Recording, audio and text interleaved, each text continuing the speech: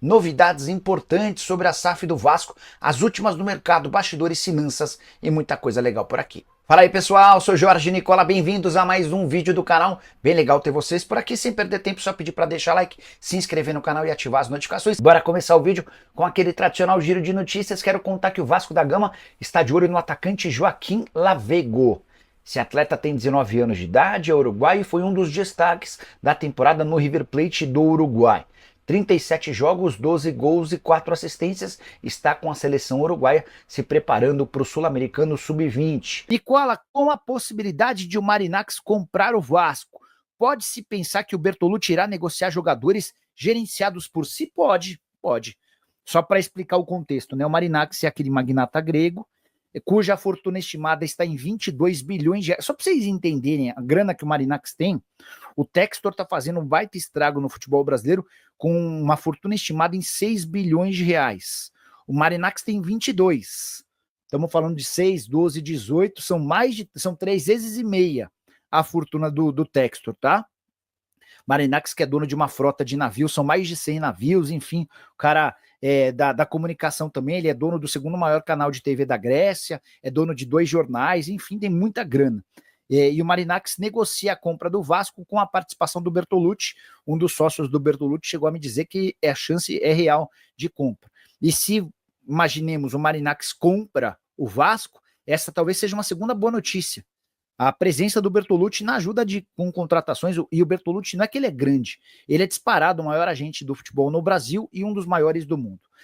Notícias que o Marinacks desembarca no Rio em 21 de dezembro. Contei para vocês, né? O Barão foi o primeiro a tratar sobre o tema, eu não consegui essa confirmação, tá? Já mandei mensagem para o pessoal do Vasco e também mandei uma mensagem para o filho do Marinacks no Instagram, não obtive resposta.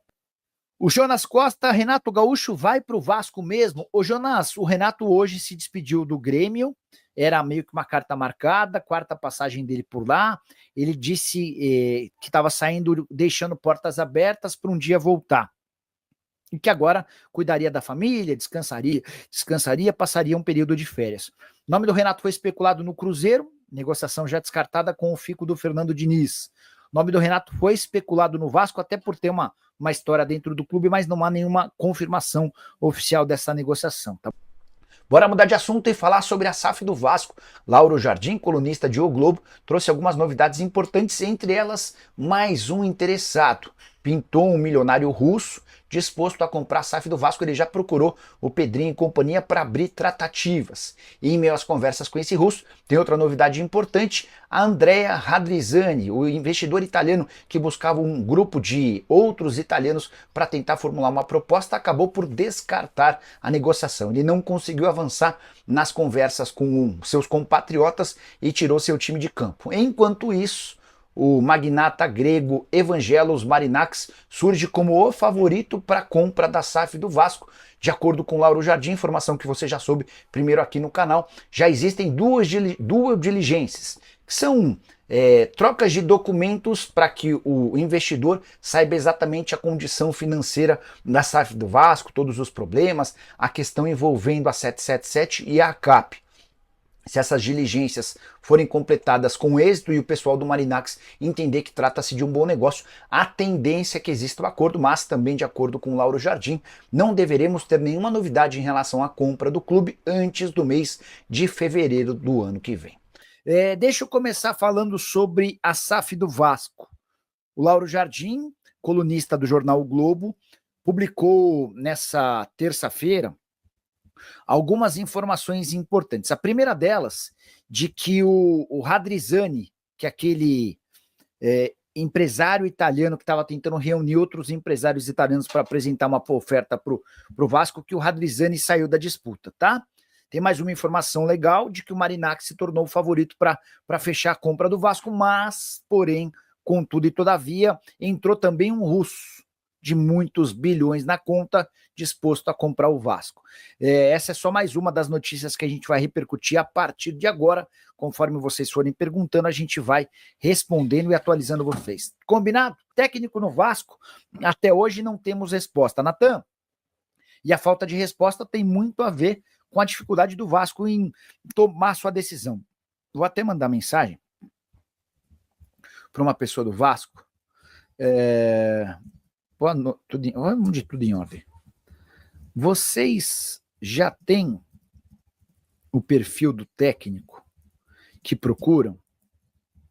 Vamos ver se pelo menos o perfil foi decidido, e aí com essa resposta eu conto para vocês, tá bom? Outro que está sempre com a gente. Boa noite, Nicola.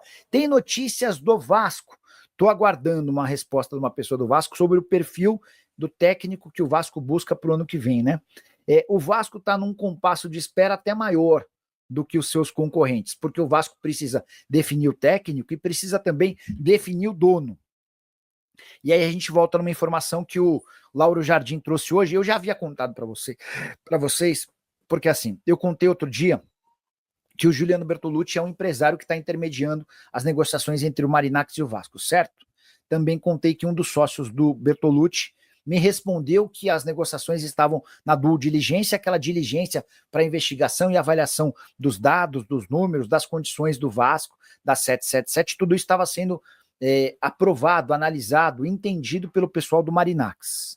E que a partir assim que se consumisse todo esse estudo, eles apresentariam ou não a proposta. Mas essa pessoa estava otimista. Hoje o Lauro Jardim disse que o Marinacks é o comprador favorito para ficar com o Vasco, mas que nenhuma aquisição vai ser fechada antes de fevereiro.